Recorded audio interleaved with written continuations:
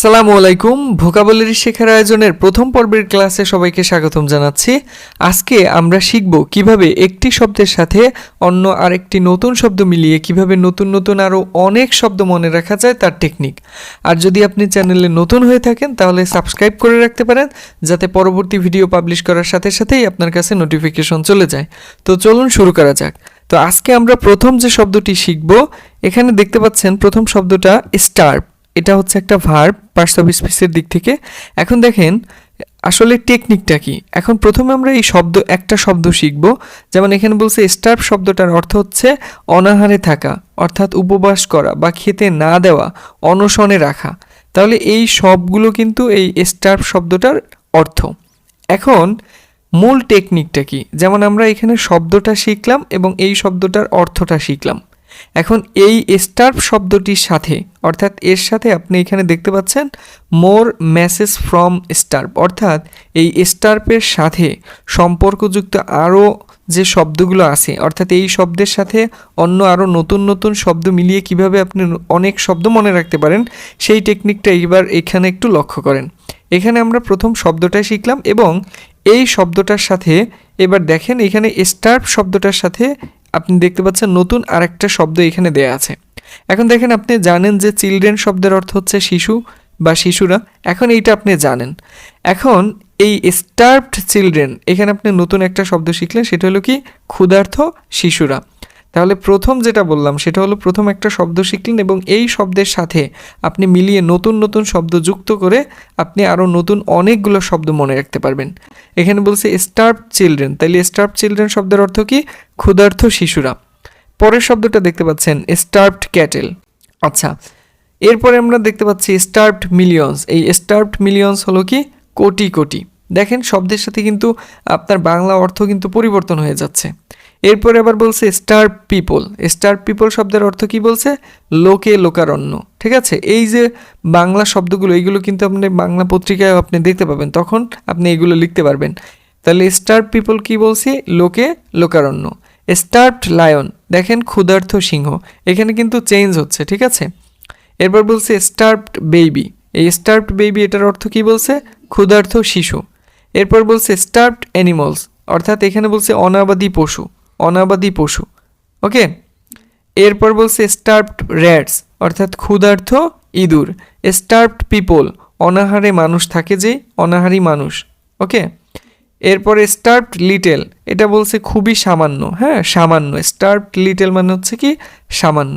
তাহলে এখানে আমরা নতুন একটা শব্দ শেখার সাথে সাথে এর সাথে সম্পর্কযুক্ত যে শব্দগুলো আছে সেগুলোর অর্থ আমরা শিখে ফেললাম। এরপরে দ্বিতীয় আমরা আরেকটা নতুন শব্দ শিখব। এই শব্দটা এখানে দেখতে পাচ্ছেন, এখানে বলা আছে হিউম্যানিটেরিয়ান। এই হিউম্যানিটেরিয়ান শব্দটা এটা পার্টস অফ স্পিচের দিক থেকে অ্যাডজেক্টিভ।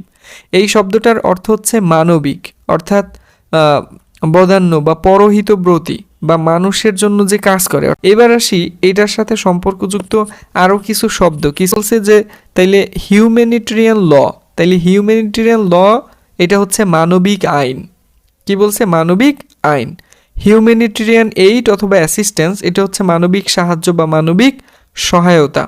হিউম্যানিটেরিয়ান ইন্টারভেনশন, ইন্টারভেনশন, তাহলে হিউম্যানিটেরিয়ান ইন্টারভেনশন কি মানবিক হস্তক্ষেপ। হিউম্যানিটেরিয়ান রিলিফ, মানবিক ত্রাণ।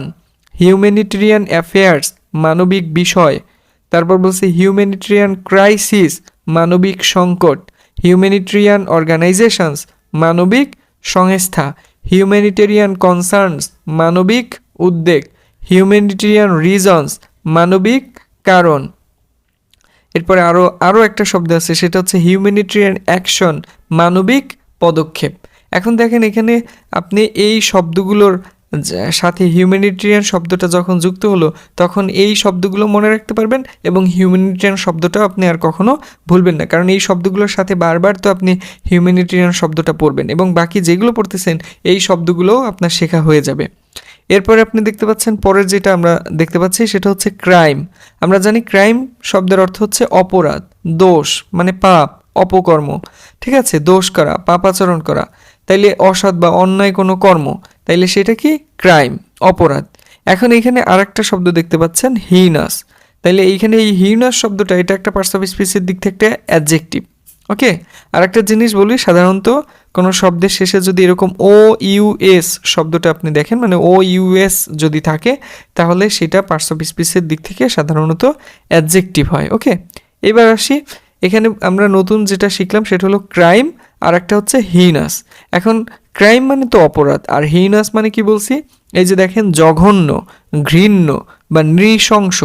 এরপরে আপনি দেখতে পাচ্ছেন এখন এই হিনাস এর সাথে সম্পর্কযুক্ত যেই শব্দগুলো আছে, এখানে দেখেন, এখানে বলছে হিনাস ক্রাইম। এই হিনাস ক্রাইম মানে হচ্ছে জঘন্য অপরাধ।